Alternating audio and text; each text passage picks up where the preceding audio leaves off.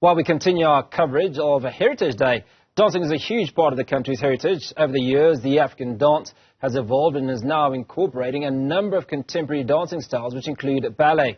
Now, to help us understand how African dance is incorporated into ballet, I'm joined by Lauretta Evans-Anfom, who's a ballet teacher. Lauretta, thanks so much for speaking to us. Great to have you on the show, and happy Heritage Day. Sanbonani, thank you so much for having me, Hugo. Happy Heritage Day to you and to all South Africans. Awesome. Now, let's talk about your journey in classical ballet, which began at a very, very young age.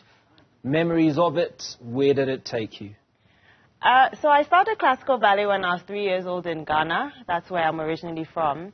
I still remember my first ballet lesson. I was wearing this polka dot swimming costume, and my mum had enrolled me because there was a British expat who was an RAD teacher, Royal Academy of Dance teacher, and she had just moved to Ghana and started teaching ballet classes, and I fell in love with it from then. So that was my very first memory of ballet. I remember doing all my exams. I did my grade 1 exam and my grade 2 exam together, and then went to grade 3. So that's another fun memory for me. But I think the highlights being, a ballet dancer and a teacher is always getting your first pair of point shoes and, being able to do some sort of dance on point in front of like a large audience. So those are my fondest memories as a dancer. Well, you achieved distinctions in your RAD examinations. I did. What do you think were the key factors that allowed you this amount of success? I think, first of all, is support from my parents. My parents never coerced me to, become, say, like a doctor or a lawyer. They always encouraged me to follow my dreams and my passions. And I think from a young age, my mom realized that I was very passionate about ballet. So she encouraged me to, pursue my dream in that. So support from them was a big one. Also, just my love of dancing. I think that was also very key, because without it, I wouldn't be here today. Also, hard work is a big one. Ballet, there are a lot of moves that are in it, and, some of them are very detailed, very technical. And, you're not going to get it right the first go. You have to keep practicing. So it teaches you, to be hardworking. It teaches you, discipline. It builds your confidence because you want to keep practicing until you get the move right. So those are the things.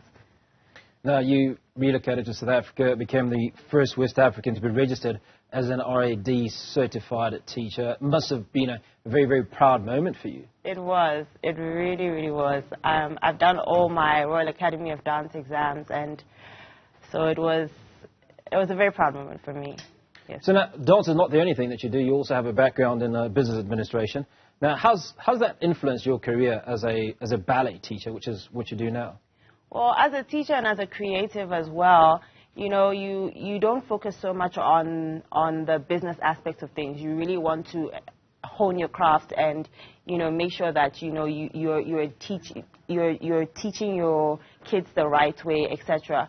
So, the business part, having done it, just fell right in because, I have to create invoices for parents. I have to be my own marketing person. I have to, also look at sourcing of finances for if I want to do like a ballet recital or something like that. So, having that background really does help a lot.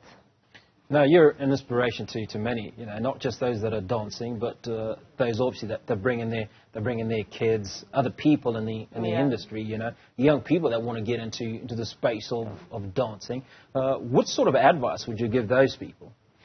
I'd say, one, follow your dreams. You'll have people tell you that you won't be able to pursue this journey. I remember, growing up, I had 2 dance teachers say to me, I wouldn't be able to do this journey because of my body structure. The typical ballerina is supposed to be slim and tall, and I was not that. But it didn't stop me. I just kept going. So definitely keep going. Put yourself out there on social media. It's a huge platform. If you are a dancer, make videos, put the videos out there because, the world is watching. You'll never know who will be able to look at your video and be able to help you, get to, a prima ballerina level and, dance on world-class stages like the American Ballet or even here, the Joburg Ballet Theatre. So definitely pursue your dreams and don't give up on yourself. Now, you're Ghanaian, so yes. On today's Heritage Day. Yes. Let's talk about your culture. Has it influenced your journey in the world of ballet, in the world of dance? 100%. So in one of the Akan dialects in Ghana called Tree, there's a saying, Akwaba. So Akwaba means, welcome. And being in South Africa, which is my second home, and ballet feeling like home for me, that warmth and that welcome into, a different country and into a creative space where I am more or less a fish out of water coming from, West Africa. There's a big ballet community here in Joburg, tons of studios, tons of teachers. So everybody was just so welcoming of me being, in this space and in this industry. So the other word that we usually use is sankofa, which means, to go back and retrieve.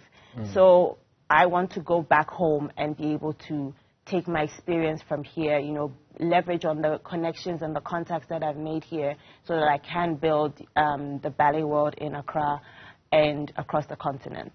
So something I discovered today while doing a read-up is that ballet is actually originated from Italy. It is. Yeah. So when, over the years, we're here in Africa, and we're seeing marvelous pictures of you on the screens at the moment. Talk to us about that journey, how it's evolved for you, coming out of Ghana, coming into South Africa, where you're welcomed in this cosmopolitan Johannesburg that we live in. Has your dance style or your teaching style involved or incorporated other heritages or other cultures? It definitely has, especially with the students that I have and that I teach. The studio I work with is a mix of black students and of white students. So, it's being able to relate to, both of them. I still struggle, honestly, with, names of students. I had one student, come at me because I couldn't pronounce her name. It had a click in it, and it was quite challenging for me. But, I've adapted. I've, slowly learned the language or bits and pieces of it. And I'm really just grateful that, South Africa welcomed me with open arms and that I can make an impact, especially amongst the black young girls here. I remember the first time that I walked into the studio, it was a class of, I think there were 4 girls. There were 2 black girls in the class, and they both stared at me like, who is this person that, looks like me? I've never seen her in my life. I don't know what is she going to do. And I ended up teaching them, and they had so much fun. I could tell from, their faces. So it brought me great joy to see that, even here in South Africa, I can inspire and, impact, young black dancers to become dancers and teachers. It's possible. So they obviously hundreds of thousands, millions that are watching the show today, and many parents that would like to get their children dancing, for sure. Get their girls dancing. I assume you teach boys to dance as well. How do they reach out to you? Where do they find you? Well, you mentioned something about boys. Unfortunately, my studio doesn't have any boys, and I love seeing boys dance. It breaks my heart sometimes seeing people talk about how, boys can't do ballet, boys can't dance, but that's not the case. They honestly can. So parents, please bring all your boys to us. We will happily groom them so that they can become ballerinos. So where to find us? So I work with To The Point Dance Studio. We're based in Bryanston at Dance Zone International. So that's on Grosvenor Road. So you can reach me on my Instagram, which is Miss_Lauretta.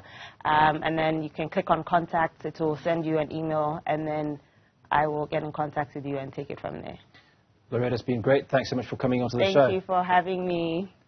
Lauretta Evans-Anfom, a ballet teacher, speaking to us on this hour.